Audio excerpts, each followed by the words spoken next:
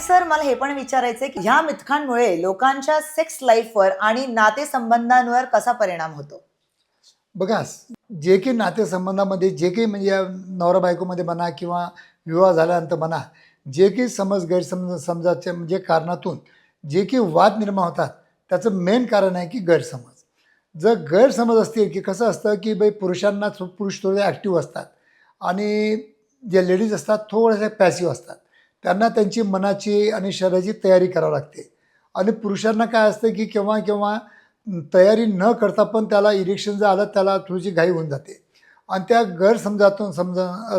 गैरसमजमधून किंवा मिसकन्सेप्शनमधून काही समस्या वैवाहिक जीवनामध्ये पण निर्माण होतात.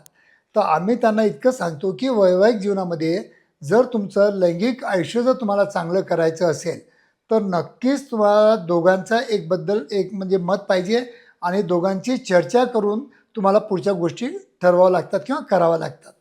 जर या चर्चेतून जर बरोबर गोष्टी केल्या तर मला वाटतं की वैवाहिक जीवनामध्ये आपल्याला याची खूप मदत होते.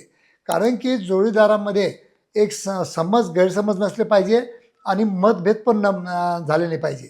हे सगळ्यात मुख्य कारण आहे आणि तेच याचा आपल्या वैवाहिक जीवनाचा एक आधारस्तंभ पण आहे. अगदी बरोबर सर. सर माझा दुसरा प्रश्न म्हणजे सेक्स बद्दल चुकीची माहिती ही कुठून तयार होते?